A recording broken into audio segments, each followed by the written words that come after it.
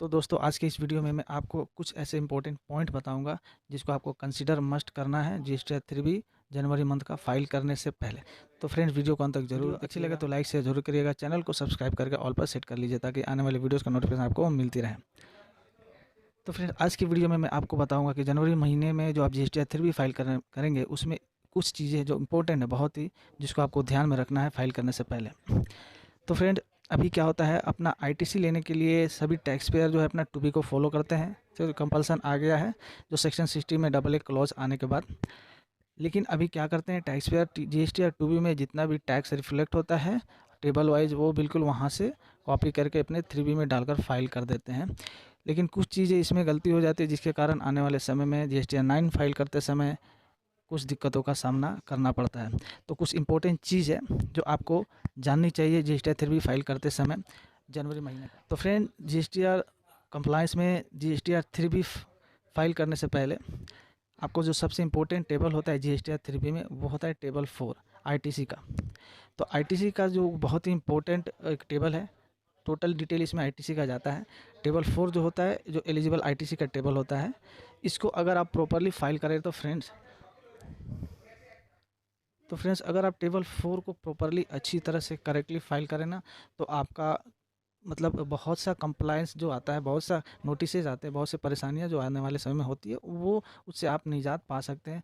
आपको कोई तरह किसी तरह का दिक्कत नहीं आता है। गवर्नमेंट ने एक नोटिफिकेशन जारी किया था, नोटिफिकेशन नंबर 14/2022, जिसमें कि आईटीसी अवेलमेंट रिवर्सल और इनेजिबल आईटीसी को कैसे रिपोर्ट किया जाए, उसमें जो चेंजेस आए थे उसको वहाँ पे बताया गया है कि आप किस तरह से अपना जो अवेलमेंट ऑफ आईटीसी है, रिवर्सल ऑफ आईटीसी है या फिर इनएलिजिबल जो आईटीसी है उसको कैसे। तो जैसे कि टेबल 4 का पूरा वहाँ पे डिटेल बताया गया है।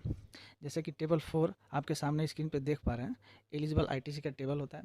अब इसमें आपको कुछ इंपॉर्टेंट चीज़ों का ध्यान रखना होगा फ्रेंड्स, जो नया अपडेट आया उसके हिसाब से।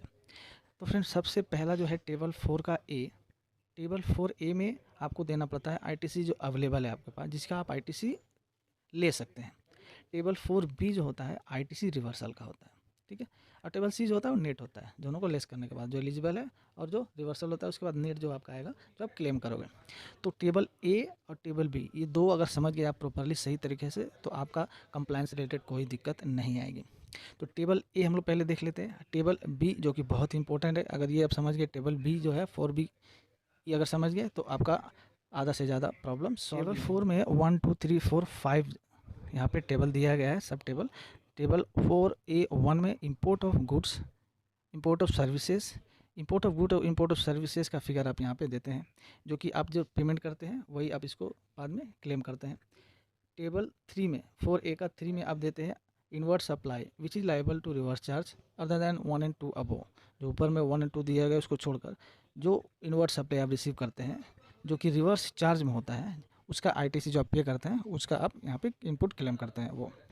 और इनवर्ट सप्लाई जो होता है आईएसडी से, आईएसडी के थ्रू जो आप एक्यूमुलेट करते हैं इनपुट वो। तो ये चारों import of goods, import of services, RCM का और इनवर्ट सप्लाई फ्रॉम एसटीडी, जो कि अब ये सारे चारों जो है ना एक्चुअली पेमेंट एक करते हैं उस जिसका इनपुट आप बाद में लेते हैं। तो A4A का ये चारों टेबल में आप ये देंगे। जो नेक्स्ट है पास्ट वाला टेबल 4A का, वो है ऑल अदर आईटीसी। अब ऑल अदर आईटीसी में ऊपर में जितना भी दिए हैं उसको छोड़कर जितना भी आपका नॉर्मल आईटीसी होता है, नॉर्मल आईटीसी यानी कि जो आपका नॉर्मल बिल के ऊपर जो आप मटेरियल के ऊपर जो आप इनपुट गैदर करते हैं, जो उसका जो क्लेम करते हैं वो यहाँ पे आ जाता है। अब यहाँ पे एक चीज़ ध्यान देने वाली बात है कि यहाँ जो भी आप इनपुट लीजिएगा तो आप नेट ऑफ करके लीजिएगा क्रेडिट नोट, डेबिट नोट, ठीक है। परचेज के अगेंस्ट में जितना भी डेबिट नोट हुआ है उसको आप नेट ऑफ करके यहाँ पे लीजिएगा। अभी यहाँ क्रेडिट डेबिट नोट यहाँ एडजस्ट करने के लिए मैं क्यों बात कर रहा हूँ मैं आगे टेबल में बताता हूँ। अब नेक्स्ट टेबल जो है वो है 4B। अब 4B बहुत इंपॉर्टेंट टेबल है फ्रेंड्स, आईटीसी रिवर्सल। देखिए इसको समझिए ध्यान से, आईटीसी रिवर्सल में दो टेबल हैं, सब टेबल 1 सब टेबल 2। सब टेबल 1 हो गया जिसमें आपको देना है आईटीसी, वो आईटीसी जो कि rule 38, 42 and rule 43 of CGST act में आप नहीं ले सकते।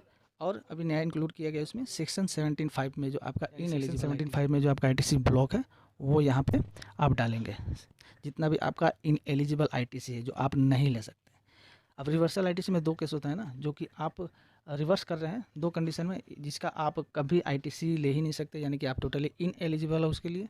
वो, और एक दूसरा होता है वो आईटीसी जो आपको परमानेंटली नहीं टेम्पोररी रिवर्स करना पड़ता है, जिसको आप रीक्लेम करोगे बाद में आने वाले मंथ के रिटर्न में, तो उसको रीक्लेम करोगे। तो दो हो गया, एक परमानेंट रिवर्सल होता है और एक टेम्पोररी रिवर्सल होता है।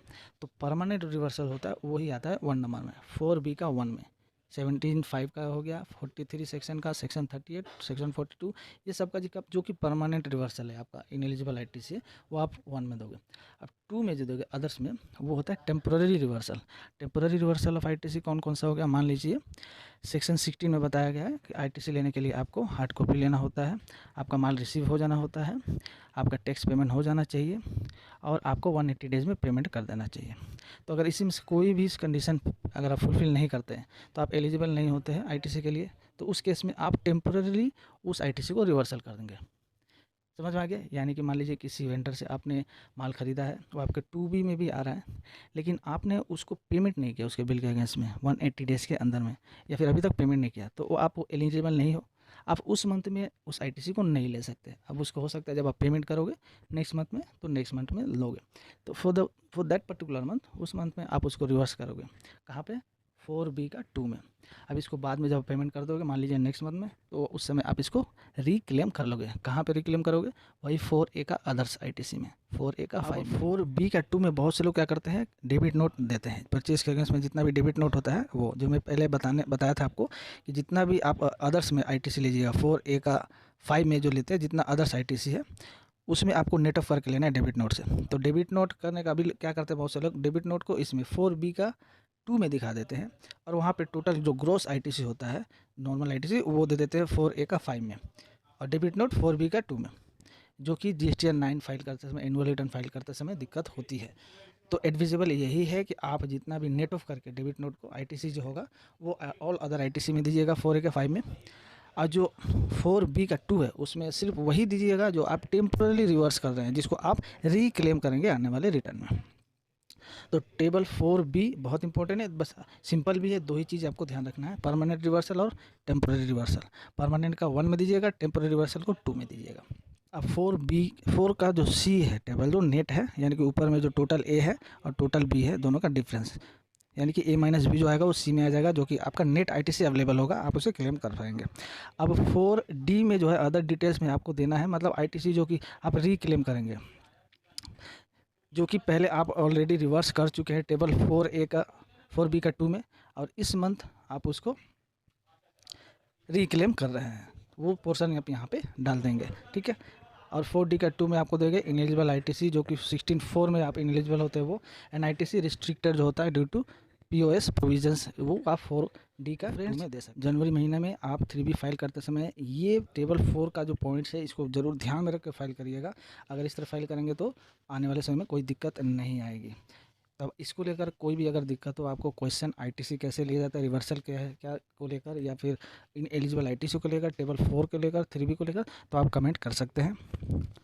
इस वीडियो को यहाँ पे ख़त्म करते हैं, मिलते हैं नेक्स्ट वीडियो में। तब तक के लिए थैंक्स फॉर वॉचिंग।